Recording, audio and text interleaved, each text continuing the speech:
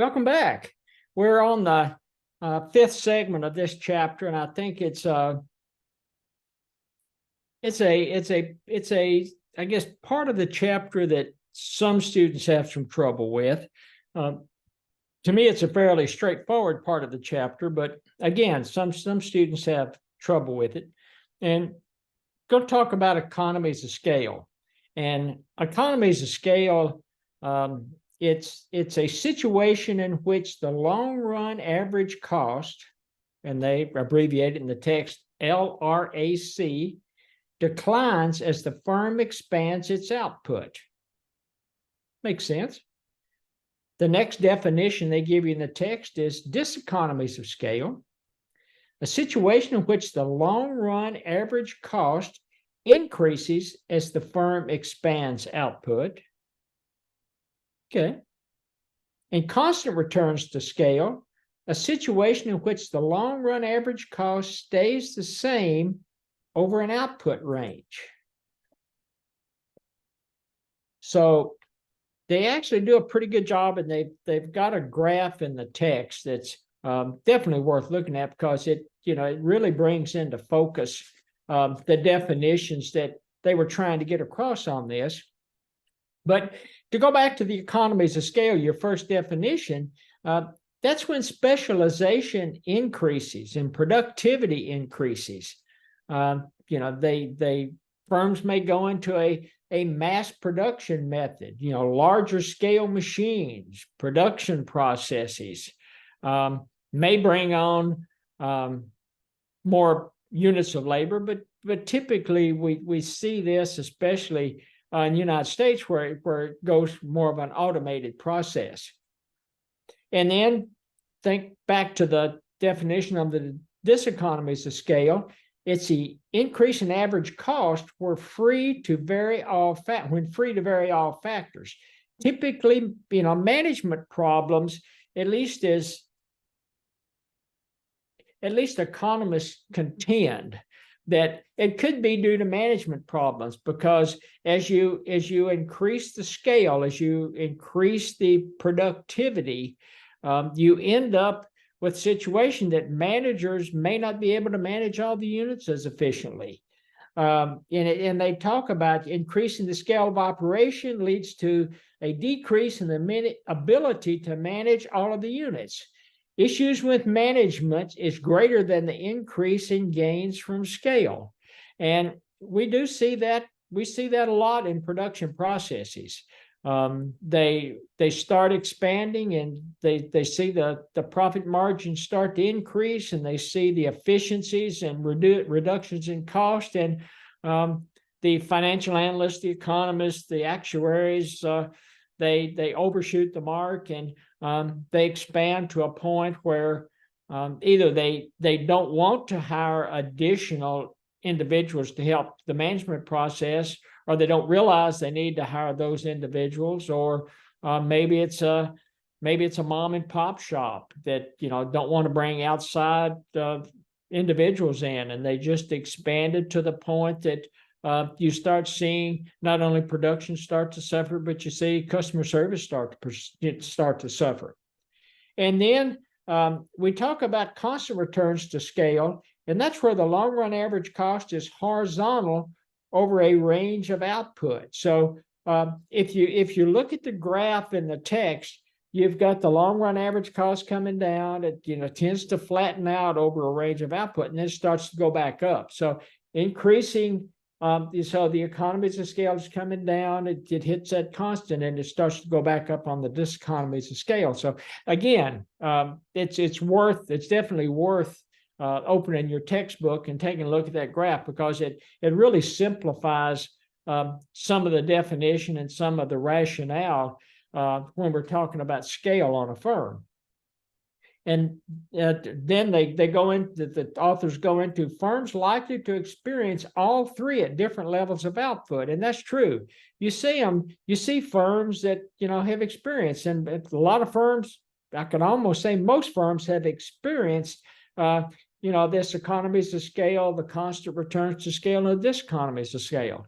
And it in the long run, they have the opportunity to start adjusting They have the opportunity to start changing something to their management style and kind of work through this as they go along the process. Diseconomies of scale, it limits the size of firms.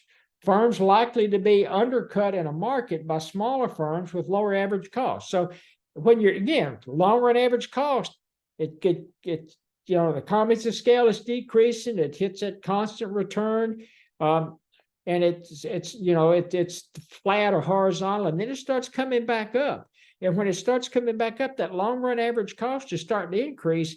And what the authors are saying is, when they get in that diseconomies of scale, they may be undercut in the market by maybe some smaller firms with lower average cost and can sell the product at a lower rate. So that's when, and at that point, that's probably when the board of directors or, the senior management team starts to, it's like, oh, okay, well, I guess we overshot it. We need to make some decisions. We need to make some changes. And for some firms, it's too late at that point. Hopefully, it doesn't get to that point. But when you start losing when a firm starts losing market share, and especially starts losing market share because of price or cost, then the senior management firm has to step back and make some decisions.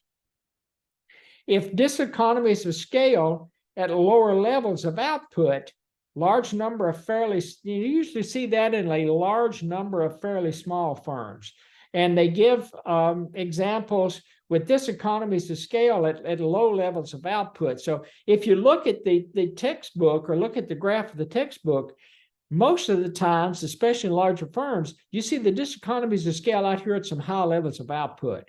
So, and again, they talk about over the range of output. And it's, so in the text, the economies of scale, it's a lower level of output, and then you've got a fairly long range or fairly wide range of output where you've got, constant returns to scale. And then out here at some really high levels of output, you've got that long run average cost, starts to shoot up like that.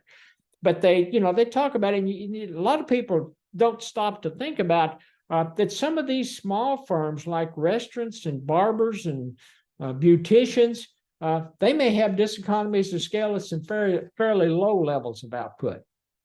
If economies of scale if economies of scale or a wide range of output force out smaller firms, few large firms that force out smaller firms, and again, they were talking about the economies of scale over a really wide range of output, it tends to force these smaller firms out of business. And they gave an example in the text about refrigerator industry or the newspaper industry. And it's newspaper industries, if any of you have, I don't know whether anybody even reads a newspaper anymore, but years ago in the newspaper industry, you might have in a small community, you might have a couple of newspapers, and slowly one of them puts the other one out of business. And so it gets to the point that the economies of scale over a very wide range of output, you see that a lot in industries or firms that are generating refrigerators, or in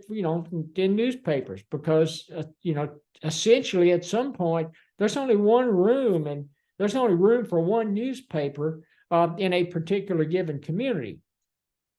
And it says scale can be limited by demand. Grocery store in a small community, you can't. It's difficult for a grocery store in a small community to take advantage of economies of scale, because it's difficult for them to expand. There's not enough demand in that small community. Same thing with the hardware store in a small town. Hardware store in a small town can't get as big as Home Depot and Lowe's. That's why Ace does fairly well in some of these smaller towns, or mom and pop hardwares. The demand's there to generate, there's enough demand generated in these small towns to keep a small grocery store, a small hardware afloat, because you can decrease average cost with a large store and enough large sales, and you can stay in business. So you can decrease that average cost and generate enough sales, but in a small community, it's really difficult. And then lastly, they try to tie things together in the text, and they go back to our old buddy Adam Smith, who, in his Wealth of Nations, points out that the advantage of scale and specialization. I mean, he is one of the probably the first economists that talked about specialization, talked about scale, and we've referenced Adam Smith multiple times in this text, and we'll continue to reference him multiple times as we go forward, because even though it was what I think 1775 or 1776 when he published that Wealth of Nations, but and people might look at it as out of date, but there are a lot of economic concepts in that Wealth of Nations that we still see impacting us today. So that's going to wrap us up on chapter 8. The next time we come back, we're going to look at chapter 9. And if I'm not mistaken, chapter 9 starts us with competitive models. So we'll jump back into chapter 9 the next time we get together. But until then, thanks for joining, and talk to you later.